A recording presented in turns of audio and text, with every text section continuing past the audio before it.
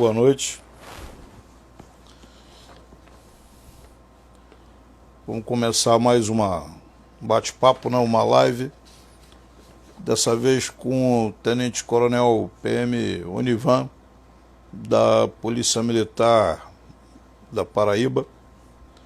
Ele é um estudioso também da área de vitimização policial, também é um estudioso da parte de programação neurolinguística, né, que muitas vezes a gente aplica.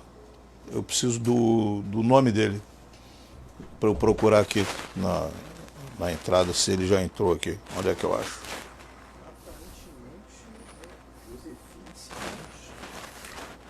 Qual é o nome? Deixa eu ver aqui. Tá, deixa eu ver se está aqui.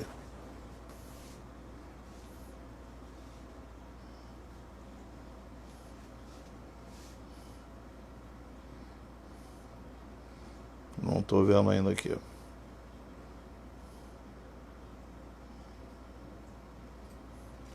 se precisar. Tem certeza que o nome é esse mesmo? Ah, tá legal. Esqueci. Bom, tentei adicionar aqui, vamos ver se fiz o convite. Estou aguardando ele fazer a entrada. Oi, Nivan, tudo bem? Boa Como é noite, que tá? comandante. Boa noite, está me ouvindo bem? 100%. Então, beleza, estou te vendo e ouvindo bem também, a conexão está boa. Então, estava falando um pouco de você, que é um estudioso da Polícia Militar da Paraíba, né, também um estudioso de programação neurolinguística, de vitimização. Eu preparei uma pauta aí que eu te mandei pelo WhatsApp, tá? Se você se sentir desconfortável em responder alguma coisa aí, pula, sem problema. A ideia, mais ou menos, dessa conversa, desse bate-papo é reforçar a questão dessa realidade que só a gente conhece, né? Nem todo mundo no Brasil conhece, e também procurar divulgar a Associação, né, Beneficente Heróis do Rio de Janeiro, para a gente conseguir mais doações e eventualmente tentar transformá-la no que a gente viu que tem na Marinha de Guerra, né? A Isso. Associação Abrigo do Marinheiro, onde a gente se inspirou. É um prazer falar com você. Tá? Sua participação no simpósio, né, ano passado, a gente não conseguiu te incluir como palestrante, não houve tempo, mas a gente sabe o quanto você vem estudando isso. Né, e deixar para você, saúde também as pessoas que estão nos ouvindo, alguns eu estou tentando ver o nome aqui, depois se der a gente fala cada um, deixa você se apresentar, depois eu vou fazendo umas perguntas aqui como norte, mas fica à vontade para falar o que quiser, me interromper. Diga aí, Univa. Tá ok. Comandante, inicialmente, meus cumprimentos militares, né? Agradeço aí pela honra e grande responsabilidade em fazer esse diálogo. Tenho acompanhado assiduamente, né, todos os debates, enfim, todas as lives que o senhor tem feito, e foi um privilégio, um orgulho, eu diria assim, ter participado também do simpósio, né, no Rio de Janeiro. Então, fazendo aqui um breve resumo do nosso currículo, da nossa carreira, né, para os amigos que, por óbvio, né, não nos conhecem. Eu ingressei na corporação em 1991, dia 4 de fevereiro de 91. Sou aspirante em 1993, da turma pioneira. Fiz o CAO em 2008 na Polícia Militar do Distrito Federal, no qual tenho a alegria de informar que o nosso coronel Carlos Renato Machado Paim, o atual Senasp, é um grande amigo de CAO, somos da mesma turma. Estive conversando com ele no final de semana passada, passamos vários projetos, principalmente nessa linha, e inspirado, comandante, na vitimização e na prevenção das morbidades, né? Morbimortalidade dos nossos policiais. E em breve, se Deus quiser, a Senasp terá um protagonismo muito interessante. O coronel Paim nos atendeu de forma assim muito cortês e fidalga, e por ser da mesma turma de CEL, como falei, enviamos vários projetos, inclusive inspirados naquilo que foi exposto lá no simpósio, e se Deus quiser, em breve, o Brasil terá uma nova roupagem, uma nova visão para os policiais, não só militares, mas civis, federais, rodoviários federais, penais e guardas civis municipais, na gestão do coronel Paim.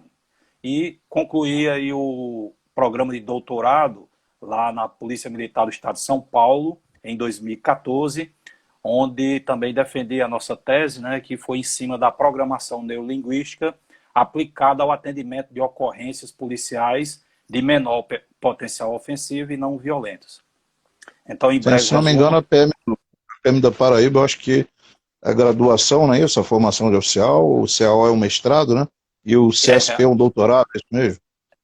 e isso em São Paulo. Na Paraíba, nós temos o Bacharelado em Segurança Pública, né, que é o CFO, e o nosso CAO, nós chamamos de CESP, né, o curso de especialização em Segurança Pública, é uma, é uma pós-graduação lato sensu. E, por enquanto, infelizmente, ainda não possuímos o curso superior de polícia aqui. Os nossos oficiais, eles são enviados para outros estados para concluir o CSP. Sim. Bom, vamos começar, né, o tema, né, a pauta. Fica à vontade para responder como quiser e tal. Primeiro norte, né? A gente aqui vive uma guerra de causa socioeconômica irregular, de quarta geração, assimétrica, de guerrilha psicológica e local. Assim é como a gente classifica o conflito urbano do Rio de Janeiro. Na Paraíba é idêntico? Eu vou me avocar, comandante, eu chamar de autoridade de ter sido, ou, enfim, ser instrutor da Força Nacional de Segurança Pública, né, desde os primórdios, e ter contato com os 27 estados. Nem a Paraíba e nenhum outro estado se assemelha à realidade do Rio de Janeiro. E vou mais, nenhum país do mundo se assemelha à realidade do Rio de Janeiro. Algo parecido, mas bem de longe, temos, infelizmente, aí no estado vizinho de São Paulo. E São agora, Paulo. mais recentemente, em termos de proporção, eu acredito que o estado do Pará, certamente nos próximos dados que forem divulgados, acho que mês de setembro, outubro, deverão ser divulgados os dados relativos a 2019, 2018 e talvez alguma coisa em relação a 2020. Então, acredito, infelizmente, né, para a nossa co-irmã paraense, que em termos proporcionais ela vai superar o estado do Rio de Janeiro. Então, a Paraíba não tem nem como comparar. Seria algo parecido com um Fiat 147 e um Lamborghini. É comparar o Rio de Janeiro com a Paraíba, enfim. A exceção das belezas naturais, nos demais campos, é incomparável. Bom, outra questão, né? O sono de trincheira, ele é uma realidade que foi classificada com esse nome na Primeira Guerra Mundial. Para quem não conhece, é um momento em que o combatente ele está tão cansado, né? A descrição é essa, psicológica e fisicamente, que ele, mesmo com o inimigo eventualmente a 100 metros, a 200 metros, ele se entrega e, olha, eu vou dormir. Quem quiser ficar acordado aí, parabéns, eu não aguento mais, não estou me importando mais com a minha vida, nem da minha guarnição, uma realidade de guerra grave. Quando comentei isso, porque aconteciam algumas coisas similares nas UPPs, quando a gente comandou a parte do Complexo do Alemão, para surpresa nossa, disseram que existia algo similar chamado aqui no Rio de Janeiro de QMM. Quer matar, Isso. mata. Era a sigla que se dava. Ocorre algo parecido aí na Polícia Militar da Paraíba? Em algum local? Não, comandante. Inclusive, esse QMM que o senhor acaba de abordar, desde a primeira vez que o senhor nos compartilhou esse conteúdo, enfim, os slides, inclusive, né, as palestras, isso me impactou bastante. Eu tenho reproduzido em alguns cenários aqui na Paraíba. De fato, essa expressão quer matar, mata, realmente me impactou. Então, não há comparação. Na Paraíba, não, nossa realidade não é essa e posso dizer tranquilamente, não se aplica ao estado da Paraíba esse fenômeno, né, do chamado som de trincheira. Entendi. Bom, outra questão. Aqui no Rio a gente tem uma subnotificação de confronto, ou seja, a gente só registra o confronto na PM quando o policial militar que participou dele consome munição. Tá? Se ele não consumir munição, muitas vezes ele é alvo de tiros, os tiros são próximos dele, mas ele não registra isso, porque significa você tem que escrever uma longa parte, muitas vezes tem que ir na delegacia, ou escrever depois do serviço, que quem tira serviço 24 horas, sabe que é complicado. Então, se ele não gastou munição, ele não justifica, ele acaba não escrevendo. Algo similar Isso. na Paraíba? Subnotificação de confronto, caso não haja consumo de munição ou não? Isso, comandante. Como os nossos confrontos, aqueles de fato, eu diria assim, estatisticamente, são raros, todas as intervenções que, além de ocorrer o disparo, né, e lesão, ou por parte dos infratores da lei, ou por parte dos policiais, todos eles são devidamente registrados, né? Então, nesse aspecto aí não há, mas atribua a uma causa simples. Os confrontos aqui eles são tão raros que, comparado, né, raros que eu digo, comparado ao Rio de Janeiro, não é que nós não temos.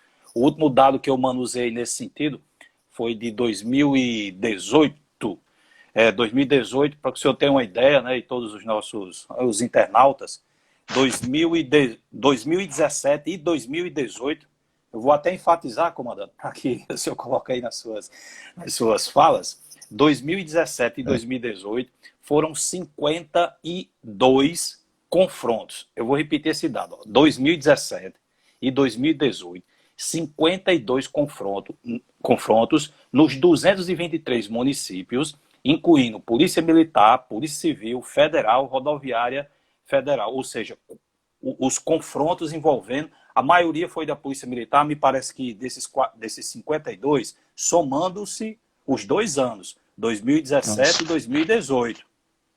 Certo? O senhor tem aí 365 dias e um ano. 52 confrontos.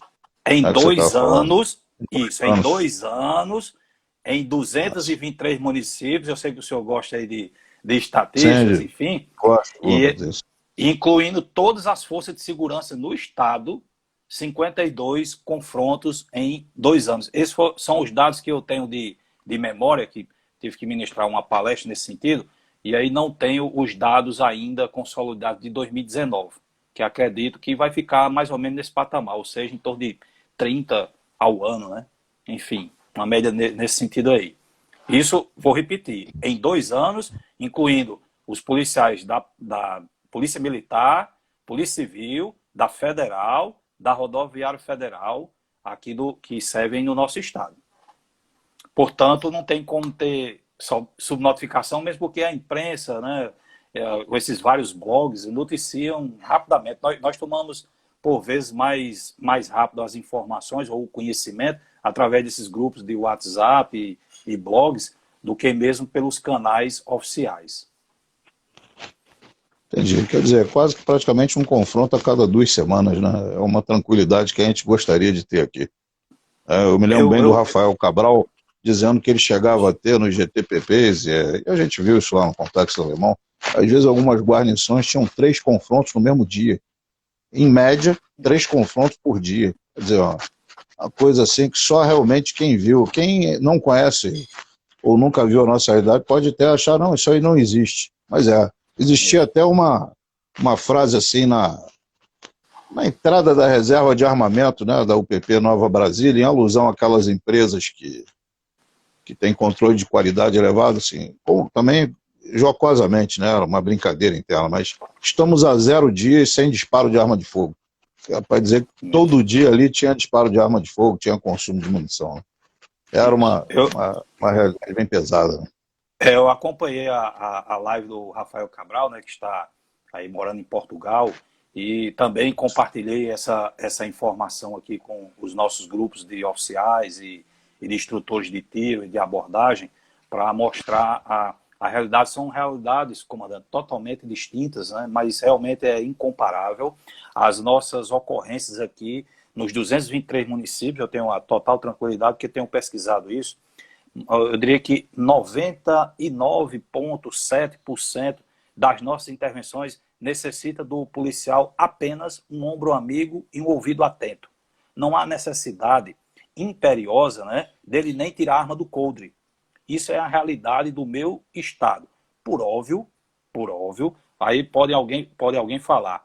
Mas e os chamados assalto a banco ou chamado novo cangaço?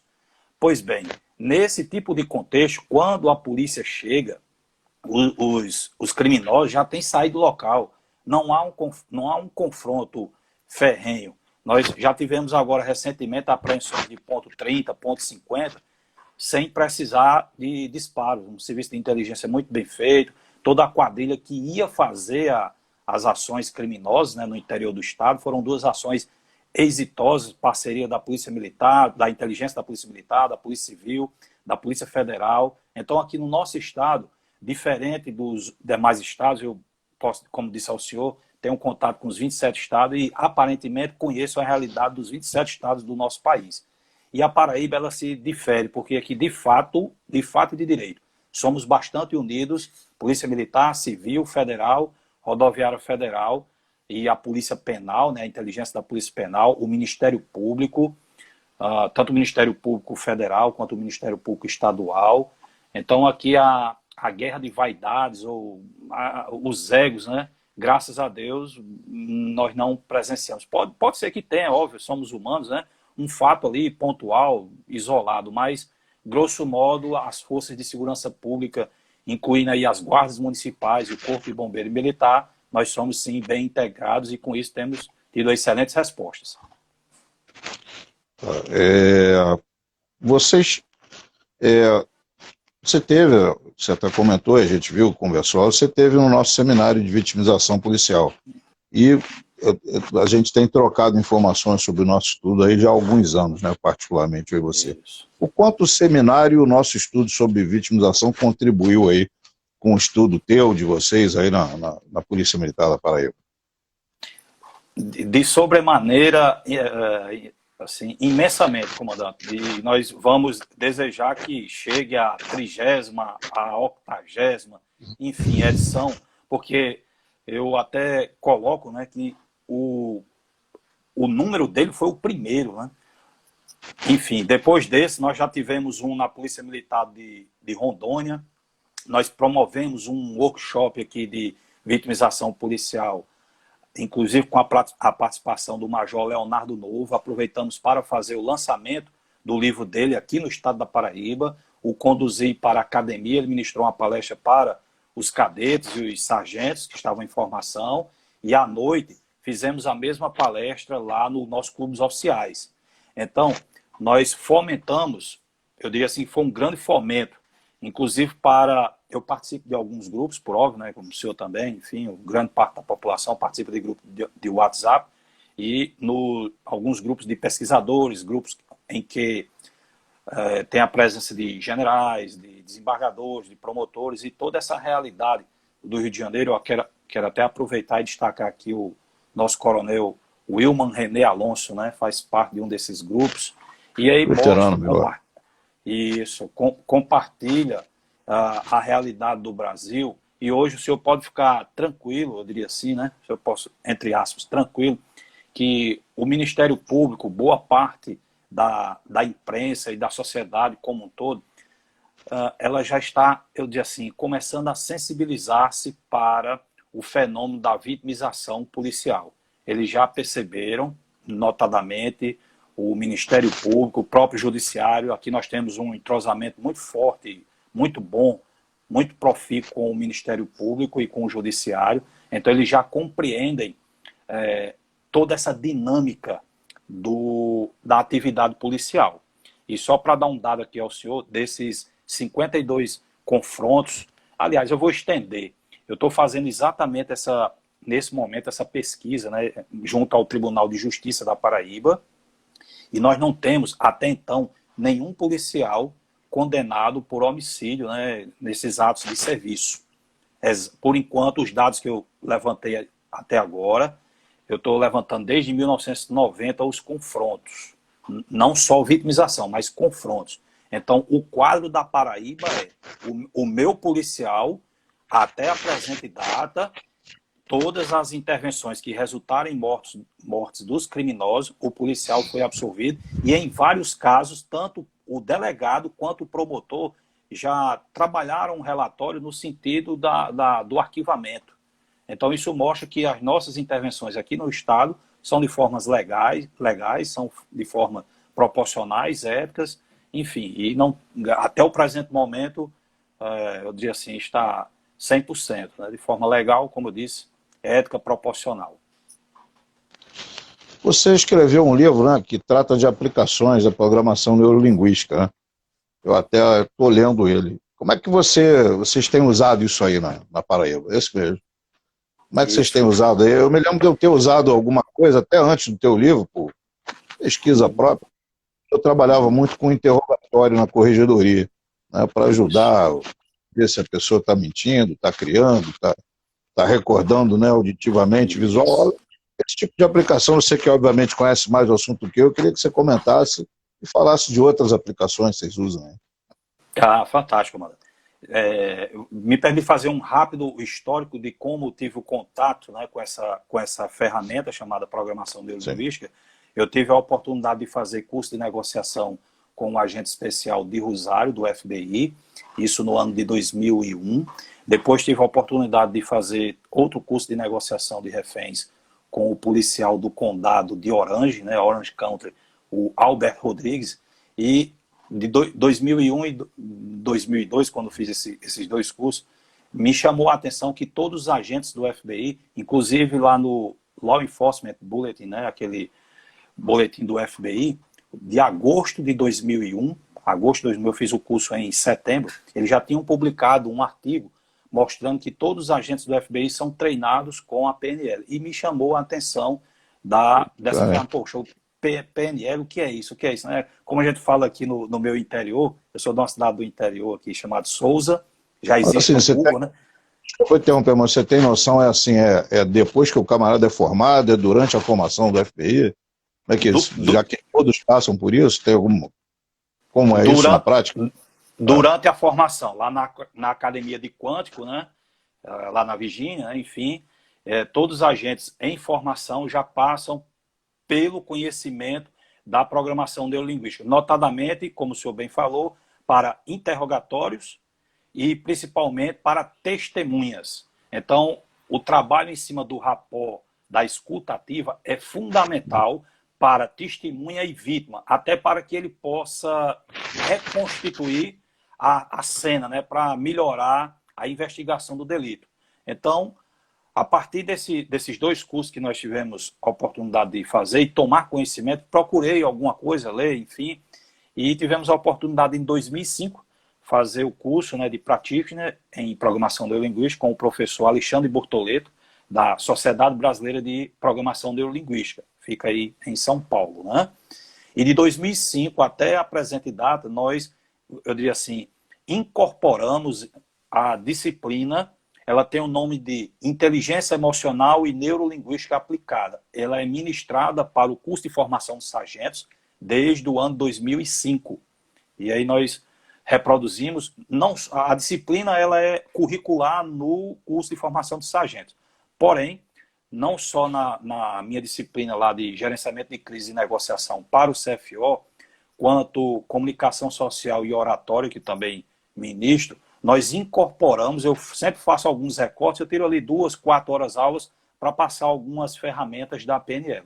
E isso, na prática, nós percebemos uma mudança assim, substancial dos nossos sargentos, que foram formados de 2005 para cá. Eu venho monitorando o comportamento disciplinar, os atendimentos de ocorrência, e até a presente data só tenho 100% de elogios. Inclusive, ontem, uma capitã me falava que os alunos soldados, né, estavam estagiando no nosso centro de operações, o CIOP, né, o 90, e alguns deles já tinham manuseado nosso livro e conseguiam resolver ocorrências já pelo telefone, enquanto outros policiais mais antigos, que não tiveram um contato com a PNL, infelizmente atenderam de uma forma não tão bacana, né, e acabaram até complicando. E ela até pedia, coronel, veja com o diretor do Centro de Educação, né, para o senhor ministrar o conhecimento da PNL para todo o CFSD, né, que está em andamento, porque, como eu falei para o senhor... Você usa também em algum reconhecimento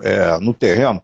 Por exemplo, eu lembro que eu fui treinado, né, para reconhecer um eventual agressor, né, envolvendo a PNL, pelo tipo de roupa que ele vai usar, pelo tipo de atitude corporal e facial. Dá um exemplo concreto: o camarada vai cometer um atentado contra uma autoridade, enquanto todas as pessoas estão ali naquele ambiente, estão sorridentes, estão felizes, estão querendo, né, cumprimentar, abraçar a autoridade, pegar na mão, né, da autoridade, o cara que vai cometer o ato, ele está tenso porque está cheio de adrenalina, testosterona no sangue.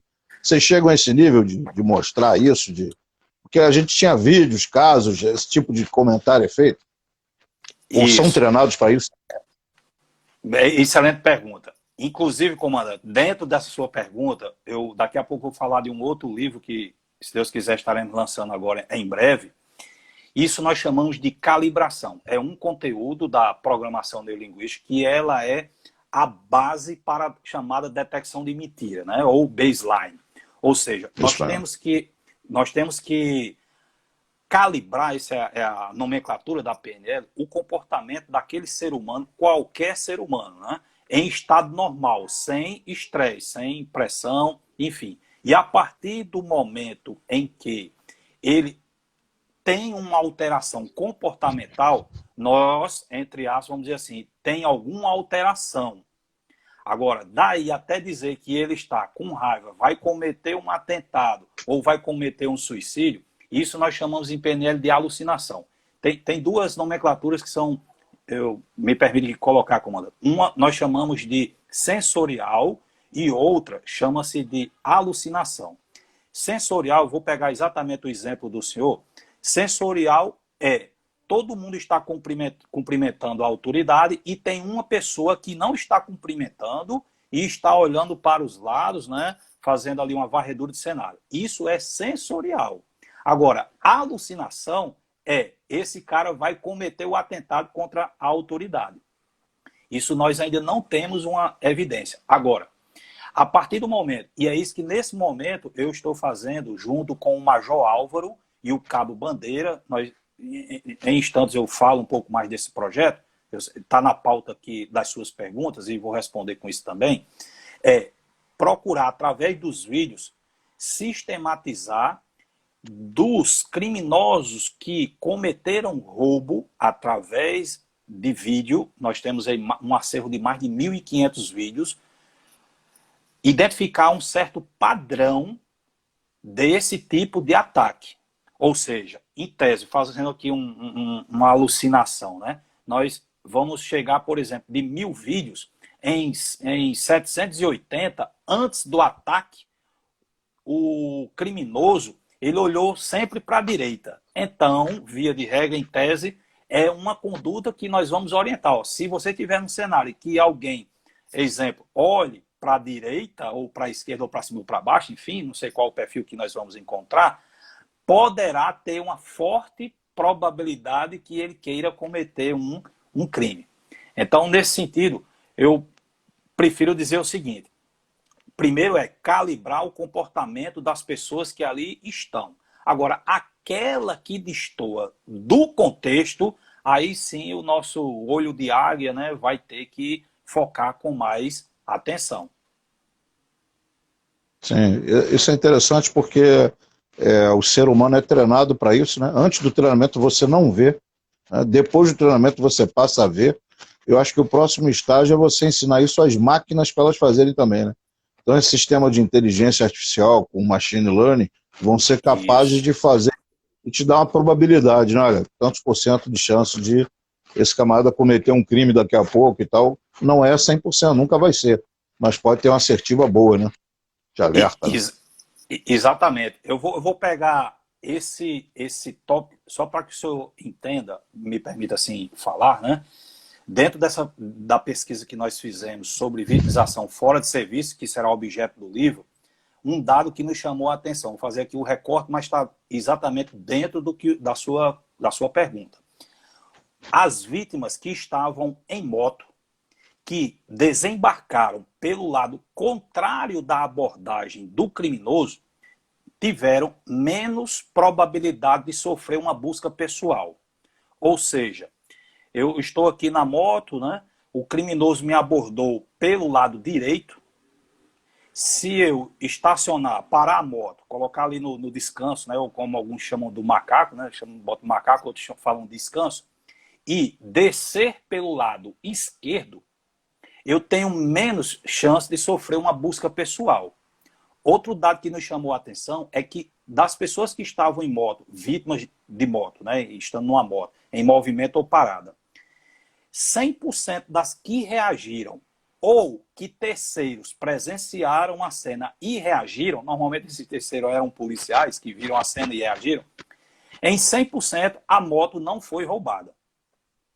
Mesmo assim, nós colocamos isso já no livro, né? Não é uma garantia, eu não posso, nem eu, nem o Major Álvaro, nem o Cabo Bandeira, vamos dar uma garantia para os nossos leitores, os nossos policiais, que reagir sempre vai ter êxito. Não porque nós estamos lidando com um comportamento humano. Então, isso foi um perfil que nós observamos através das imagens que os criminosos / vítima tinham esse comportamento. Desembarcou pelo lado contrário, tem menos probabilidade de ser feita uma busca pessoal. Da mesma forma, é o que nós estamos utilizando aqui na programação de linguística, no sentido de calibrar comportamentos. Pô, interessante demais. Esse é aplicável, né? Pode ajudar a salvar muitas vidas, né? Desde que você treine isso, né? Internalize, né? Interessante. Outra questão. Vocês têm algum estudo aí na Polícia Militar da Paraíba sobre reincidência criminal entre os assassinos de PMs? Que aqui a gente começou a estudar isso, tá? Ainda no início. Mas até onde a gente já pesquisou, praticamente 100% dos assassinos de policiais militares são criminosos contumazes. Eles têm longa ficha criminal, muitos vêm desde antes da maioridade, vêm desde a menoridade, e o camarada vem somando aquilo tudo ali com muitas, se não às vezes dezenas de entradas e saídas, e é preso e é solto, e é preso e é solto, como um caso muito famoso, né, em que, se não me engano, era um médico, se não me falha a memória, foi esfaqueado na Lagoa. Aquele sujeito que matou o médico tinha 17 vezes ele foi preso, 17. Como recentemente também nos Estados Unidos, aquela Floyd, o camarada que gerou toda essa polêmica contra Black Lives Matter, e que, além disso, a polícia, né, uma onda de ação contra a polícia, se não me engano, foi preso 9 vezes antes. E a justiça solta, e prende, solta, e prende, solta. E as leis são brandas, e aí a lei faz com que o cara seja solto. Como é que é isso aí na PM da Paraíba? Você tem? São reincidentes também, não são? Pronto. É excelente, comandante. E com essa pergunta, eu acredito que já vou aí responder algumas outras que está na pauta, comandante. Na verdade, nós não temos ainda nenhum estudo nisso. E como me interessei, os dados que nós temos é uma iniciativa modesta em apêndice, né? Porque quando é de outro é em anexo, mas quando é sua é em apêndice. Então, isso é uma iniciativa, o Coronel René, né? Quando assim, nos facilitou esse contato já de alguns anos, né? E inspirado no trabalho que o senhor desenvolve aí, junto com a Coronel Viviana, a Subtenente Adiné, enfim, toda essa equipe maravilhosa, esse time aí de excelência que o senhor tem, isso me inspirou. Então, nós não tínhamos até então, no estado da Paraíba, nada, e quando eu falo nada é porque é nada mesmo, é zero, né? Nenhum estudo, nem levantamento da vitimização e nem referente a essa sua questão. Específico da sua questão, nesse momento eu estou buscando levantar, nós temos 208, para que o senhor goste de estatística, né? São 208 policiais militares do estado da Paraíba que foram vítimas de homicídio desde 1990 até a presente data. Eu vou repetir isso aqui para o senhor, viu? Desde 1990 até a presente data, 208. Esses 208, o senhor coloque ativos, inativos, serviço e fora de serviço. Mortos no estado da Paraíba, no território, mortos em Pernambuco, Ceará, Rio Grande do Norte e São Paulo, que eu fui localizar um policial nosso que foi morto numa rodovia em São Paulo, por óbvio, fora de serviço. Então, todos esse por PAF? Projeto de arma de fogo? PAF, não? Facada, PAF, só PAF. PAF, facadas e pauladas. Ou seja, vítimas de homicídio / latrocínio. Sim. Então, ao senhor, para as suas próximas palestras, na Paraíba, em 31 anos, se Deus quiser, nós vamos fechar esse ano aí 0 mortes, né, por homicídio. Então, em 31 anos, morreram 208 policiais militares, incluindo ativos e inativos. E esse dado nós começamos a coletar a partir de 2015, quando nós retornamos lá do programa de doutorado em São Paulo, e começamos a montar nosso banco de dados. Mas eu queria esclarecer um ponto, desculpa te interromper. Esses 208 foram da PM da Paraíba no Brasil ou policiais militares dentro porque são você citou outros estados, Rio Grande do Isso. Norte, não sei o Que morreram que. lá, ou seja, policiais paraibanos que estavam no Mas você lazer, enfim. estão contando nesses 208. Estou contando esses 208. Certo. Embora eles morreram em outros estados, mas são Mas foi violência. Entendi. isso, policiais militares do estado da Paraíba. E esta semana, até para tentar trazer, mas não consegui esse dado, já para essa live, eu busquei consultar o nosso Tribunal de Justiça, a nossa assessoria militar, relacionei os 208 policiais militares, que eu presumi, vamos dizer assim, eu já estou em uma certa sintonia com o senhor e já venho acompanhando todas as suas lives e palestras, e imaginei que o senhor iria perguntar. Então eu já passei para a nossa assessoria militar do Tribunal de Justiça o nome desses 208 policiais para tentar identificar em que pé anda os processos contra os criminosos do nosso PM, né? Você tem a quantidade, alguém está perguntando ali, eu acho que é o Pegolo. Quantos serviram? Eu também estava pensando a mesma coisa. Quantos serviram na Polícia Militar da Paraíba em 31 anos? O total dos que serviram, saíram, ativo, inativo e tal? Isso, fantástico. Nesse momento eu estou pegando uma média. Nesse momento nós temos 14 mil, entre 4 mil aproximadamente inativos, vivos, e 10 mil ativos. Essa mesma pergunta aí, comandante, foi oportuna, porque eu estou trabalhando com um amigo aí do IBGE, no Rio de Janeiro, ele é doutor, e nós estamos trabalhando aqui, calcular, de forma inédita, né, porque realmente eu não conheço nenhum estudo, de calcular a expectativa de vida do policial militar paraibano. E para isso é diferente, a média de vida é uma coisa, expectativa é outra. E um dos dados que ele me pediu foi, nesse período de 1990 até 2020, é o período que você está pesquisando, na verdade até 2019, para fechar 30 anos, ele está me pedindo exatamente isso. Quantos vivos estavam em 1990, 91, etc. E por sexo. Tá? Então a média... Se não me engano não, fizeram, acho que foi a Viviane que conduziu, a Coronel Viviane conduziu um estudo desse, acho que a Coronel Aziza também participou e mais algumas pessoas, pela antiga DIP, né, era Diretoria de Inativos e Pensionistas, hoje é Diretoria de Veteranos e Pensionistas, mudou o nome. Se não me engano, a nossa vida, né, a expectativa de vida nossa era, se não me engano, era 10 anos menor do que a expectativa de vida média do brasileiro. Se não me engano, era isso aí, 10 anos. Então me permita aqui ele passar um dado, eu preparei aqui esse material, eu tenho 3 estudos, no caso 4, incluindo aqui o da Paraíba. Então, no Espírito Santo, a média de vida, me permite aqui fazer essa observação, expectativa de vida é um dado, média de vida é outro. Porque para calcular a expectativa de vida, primeiro há de se contabilizar todos os vivos. Segundo, tem que calcular o risco de exposição, porque aquele policial que entrou e passou um mês e pediu baixa, isso vai afetar na equação do risco, da exposição ao risco, diferente daquele policial que passou 30 anos.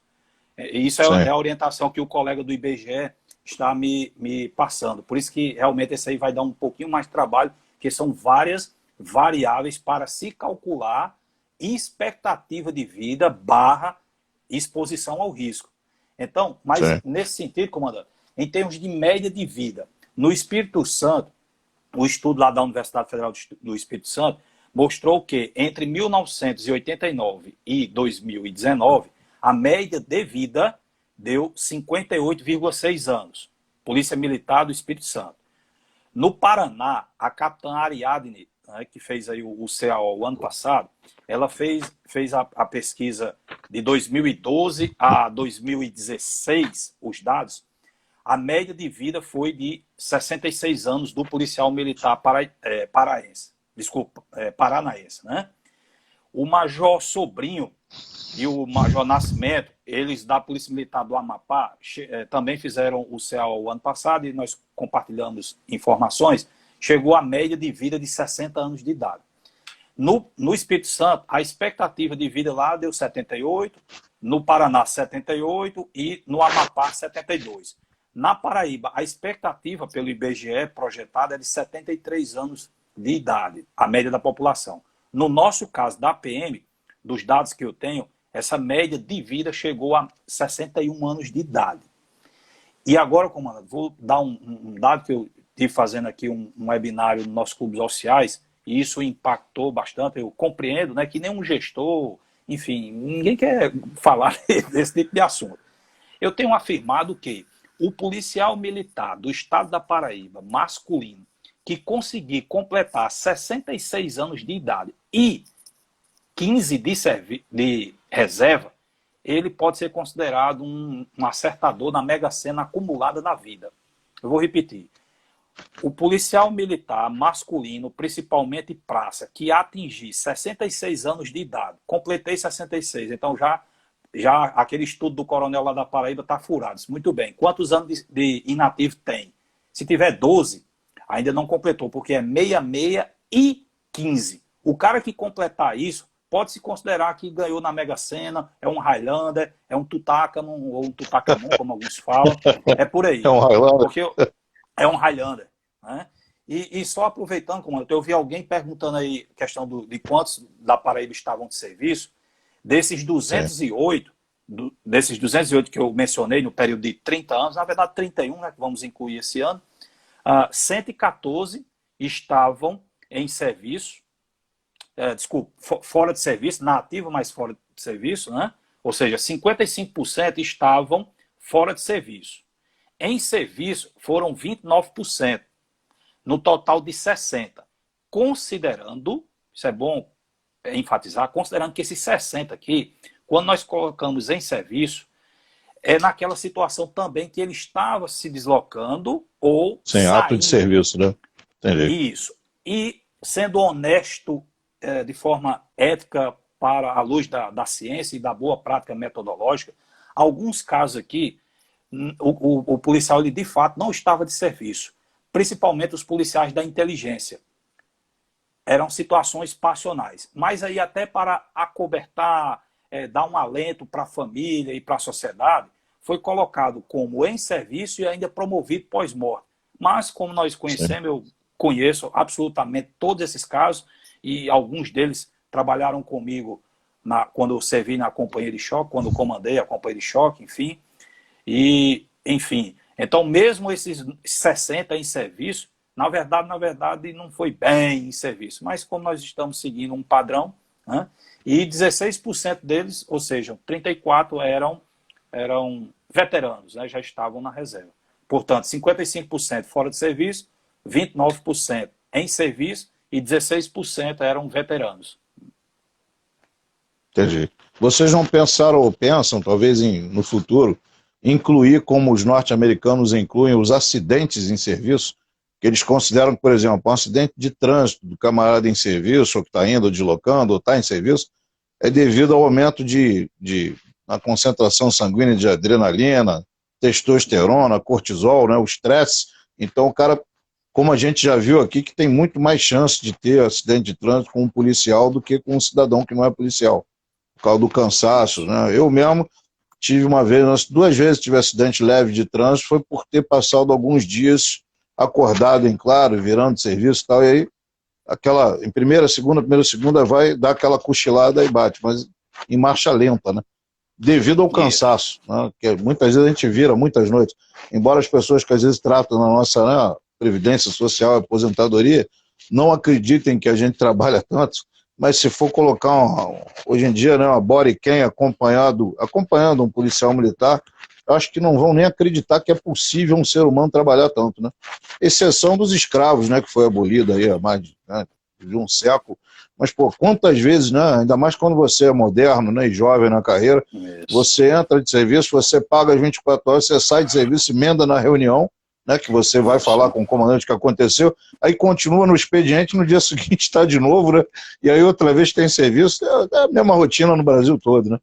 Mas a quantidade de trabalho, vocês contabilizam isso também, esses acidentes pelo cansaço e tal, o que você acha? O que você pensa? Bom, então vamos abrir aqui a caixa da verdade, né, comandante? Vou reforçar. Nossa polícia não tinha absolutamente nada sistematizado. Não, nada. Então, a partir do momento que eu consegui manter contato com o senhor tal, e né, já de algum tempo, e como falei, retornando lá de São Paulo, essa é uma iniciativa estritamente pessoal. E tenho a convicção, a tranquilidade, a serenidade de registrar, né? Não é uma iniciativa benquista e bem vista pela corporação. Tendo em vista que nenhum gestor, nenhum comandante quer falar de acidente, presenteísmo, síndrome de burnout, tentativa de suicídio, suicídio. Por óbvio, qualquer gestor ele quer fazer a propaganda que comprou tantos armamentos, tantos coletes, colocou 1.000 policiais este ano, mas nesse mesmo período, de 1.000 que entraram, tivemos 900 que foram para a reserva. Então, esse é um assunto tabu ainda na minha corporação. Tenho a consciência, a tranquilidade que não é bem digerido, ao ponto de sair uma norma em 2017. Né, deixa eu só fazer um parênteses, né? Bem-vindo ao clube, né? Até a gente ir ao último posto, por iniciativa e insistência da Coronel Viviane, aí a gente montou a Comissão de Análise de Vitimização, mas quando a gente estava no último posto. Aí foi bem recebida pelo comandante-geral época, o Coronel Duarte, depois o Coronel Volney Dias, depois mais empoderado ainda pelo Coronel Laviano, e atualmente mais ajuda e empoderamento ainda do Coronel Figueiredo, né, que é contemporâneo nosso, aí facilita mais ainda o contato, porque fomos cadetes juntos na mesma academia, aí o negócio anda. Mas antes deles, a dificuldade imensa também. Quantas vezes a gente levou o estudo? Olha, faz o que está previsto, a gente já está cheio de problema, você ainda quer trazer mais problema ainda, quer acrescentar mais no caldo. Uma vez mandaram até refutar o estudo que a gente tinha. Olha, vai para análise, mas procura refutar. Tá, o tempo. Tá. Não, meu filho está avisando o tempo. Daqui a pouco a gente entrar nas perguntas aí, que pode ter algumas. Eu queria te perguntar também o seguinte, né, antes que... Bom, o tempo já está praticamente a gente entrar nas perguntas, né, mas, assim, o que você gostaria mais de dizer sobre as políticas de prevenção, né, a vitimização da Paraíba, né, e as pesquisas você já tem comentado aí que tem feito na área, e que medidas você vê como mais eficientes na prevenção e vitimização? Para daqui a uns 3 minutos a gente abrir as perguntas, né? Comandante, a resposta está aqui. Em breve, isso é primeira não, né? Porque os primeiros foram eu, o Major Álvaro e o Cabo Bandeira. É um spoiler, é um spoiler na linguagem nova. É um spoiler. Isso, é um spoiler. Isso aqui é o que chama de boneca, né? A editora me enviou, então nós já estamos fazendo aqui a revisão e vou anunciar aqui em primeira mão. Em primeira não, porque na verdade é em segunda, né? A primeira sempre tem que ser eu, o Major Álvaro e o Cabo Bandeira. Parte do que nós arrecadarmos com a venda desse livro, o título será É um assalto e se eu reagir, um guia de sobrevivência. Parte do que nós arrecadarmos, nós iremos doar para a Associação dos Heróis do Rio de Janeiro. Isso já foi acordado, comandante, em homenagem aos nossos heróis que usam farda, coturno e não morrem de overdose. E a nossa meta é chegar ao... O pessoal está pedindo para você mostrar o livro novamente, aí, a capa dele. E falar o nome dele de novo, que as letras estão invertidas. Ok. É um assalto e se eu reagir, um guia de sobrevivência. E a nossa meta é arrecadar pelo menos a metade do que foi desviado na Lava Jato.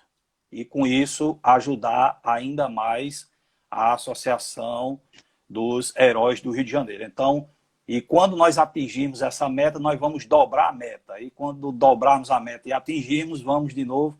Então, eu queria agradecer, assim, o peso da responsabilidade sobre a vida de milhares de policiais, né?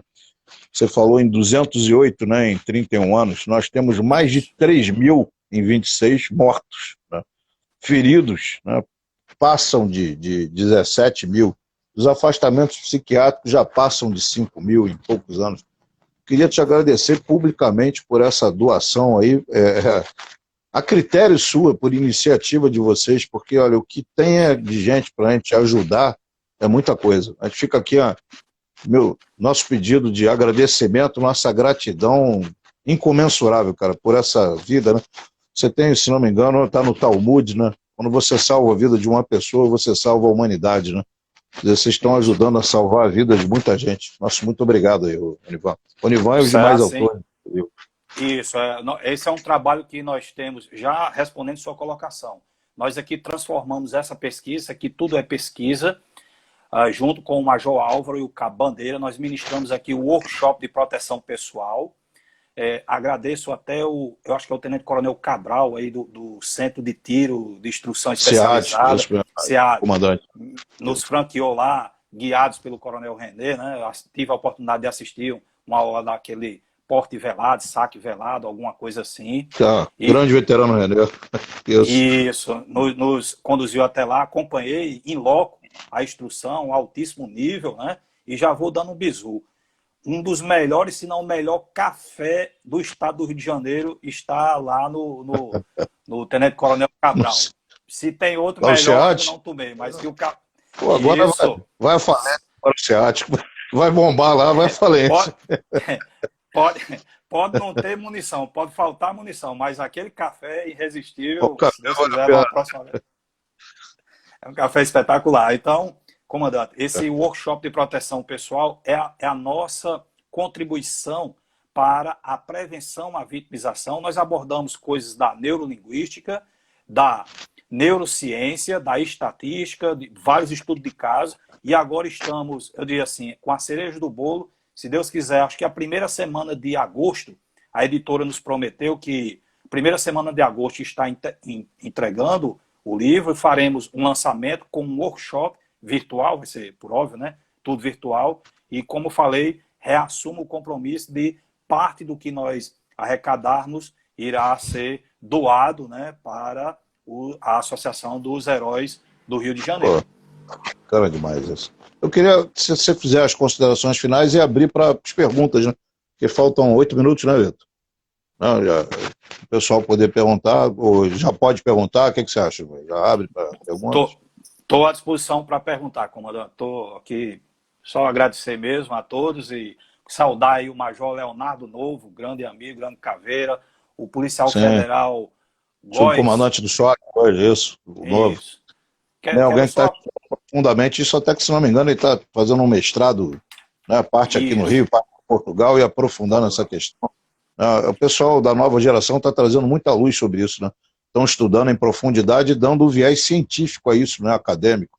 Então deixou de ser uma contabilidade feita por meia dúzia de 2 ou 3 de alucinados. Não, agora é tese, é estudo, né? A reputação vai ser científica mesmo, porque não tem mais... não é nada disso, não. Tem sim, foi provado e tal. Diferente, né? Isso. Deixa eu ver aqui, o primeiro simpósio de vitimização policial mudou alguma realidade na Polícia Militar da Paraíba? Acho que foi a primeira pergunta.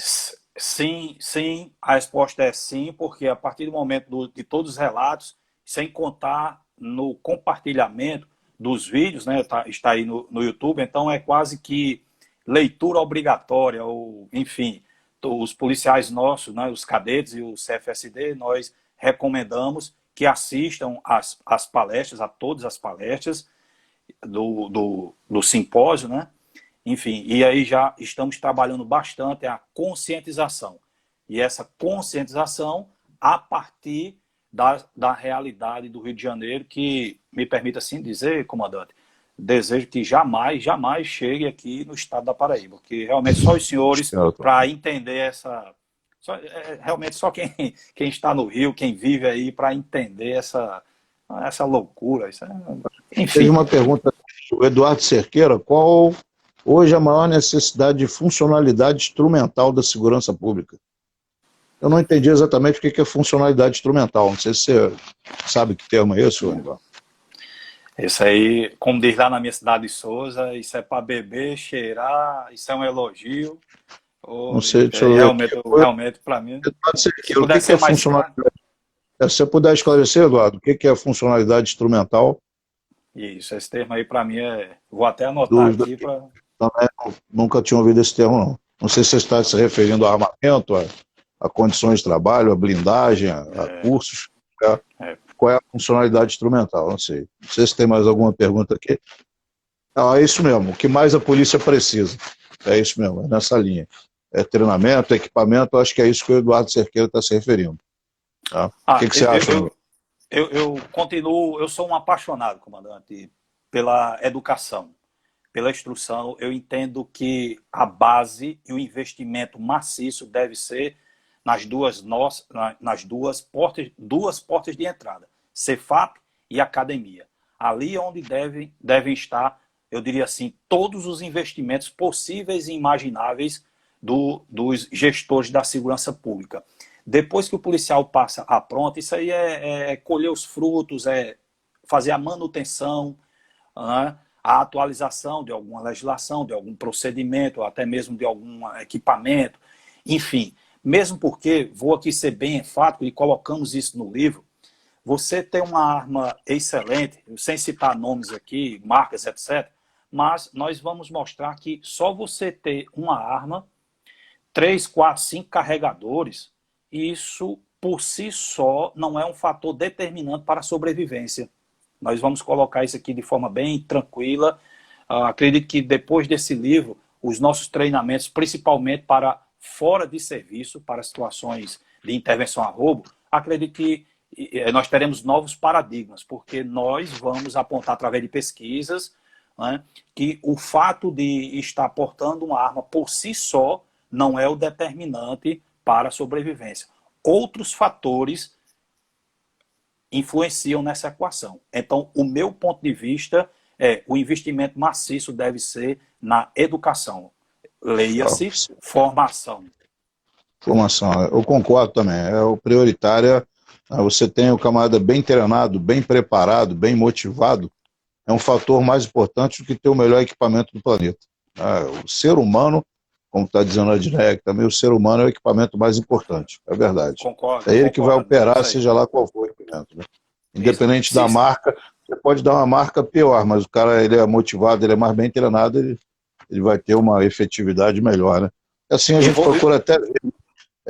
Nunca encontrei também essa explicação, mas é uma questão. O camarada bem treinado e bem equipado vale por quantos mal treinados e mal equipados? Né? Se você botar um homem, né, com equipamento, com tecnologia, com treinamento e tal, motivado, às vezes você bota 10 desmotivados e a validade não é a mesma.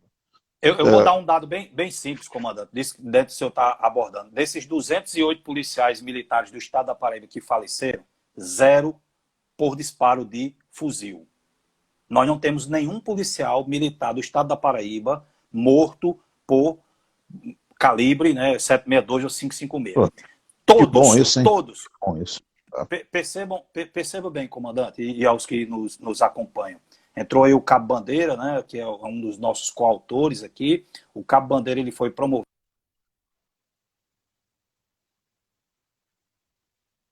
Um ele cancelou o CPF, o outro ficou ferido e o terceiro foi preso.